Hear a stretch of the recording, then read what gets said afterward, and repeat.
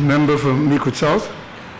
Thank you very much, Mr. Speaker. I certainly want to support my colleague in supporting this bill. This has been an ongoing exercise, not only here in St. Lucia, Mr. Speaker, but throughout the world. I remember when I first became Prime Minister and Minister of Finance in particular, Mr. Speaker, the whole issue of compliance and de-risking, which is a process that started in the United States of America, persons would not have understood to the extent that things like this would have an impact on us. So in fact, when we came into office, both the Bank of America and Chase Manhattan Bank had given notice that they were going to be withdrawing their correspondent bank relationships, not only with St. Lucia, Mr. Speaker, but with us in the OECS. I bring this up because this has significant implications. It would have meant, if we lost our compliance department, simple things of us getting a credit card that would allow us to go online to shop or allow us to purchase an airline ticket or to do things internationally, or even when we travel, to be able to pay with a credit card, would have been denied us.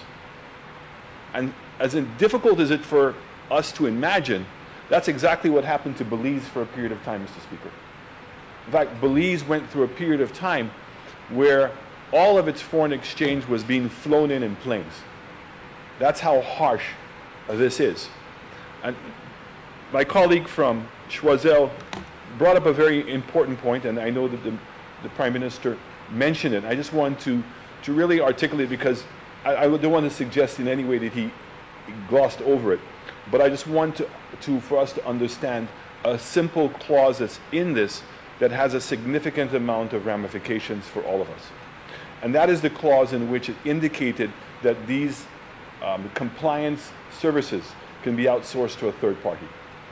Where that is coming from, Mr. Speaker, is that after we were able to resolve the issue partially, and remember, the whole issue of correspondent banking, Mr. Speaker, arose out of the fact that the Dodd-Frank Amendment in the United States of America changed the fines from being the size of the infraction to the size of the bank. So even if the infraction was $1,000 and it was Bank of America, the fine would have been representative or reflective of the size of the Bank of America and not reflective of the $1,000. And as a result of that, those banks did an audit and understood how weak our compliance was in our indigenous banks in particular.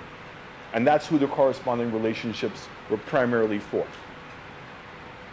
And in doing that audit, recognized how weak the systems are. So this bill that we're passing here today, Mr. Speaker, has been a process of strengthening that process. And there is this still constant debate between the IFA as well as the central bank. But the provision I speak to, Mr. Speaker, arose out of the deliberations that we had as Ministers of Finance and as the Monetary Fund to create a singular compliance department for our indigenous banks in the Eastern Caribbean. Because we've all seen it in all our acts of life, and I share this with the Minister of Finance because you are going to have investors coming here. You also have CIP, in which we are using indigenous banks for those monies to be deposited. And it is becoming more and more difficult, and with the passage of this bill, it is even strengthening it further.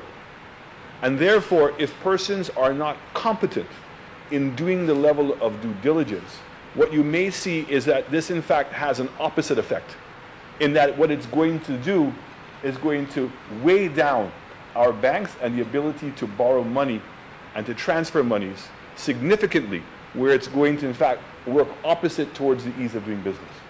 So I want to encourage the Prime Minister, and I'm sure when he goes to the Monetary Council and he meets with the Governor, that he will hear of what is taking place. I believe that the World Bank, IMF, as well as CDB are involved in financing, and you know the Canadian government are always heavily involved in funding efforts, programs in this region to strengthen our governance, that he give it his support, because this is something that is really necessary.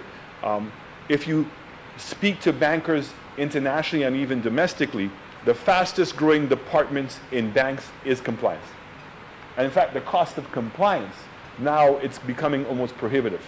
So by having a centralized compliance department, I think will go a long ways, Mr. Speaker, in helping strengthen our indigenous banks and to make sure that what we're attempting, what we are actually passing here today and we support, does in fact have the opposite effect on our economy.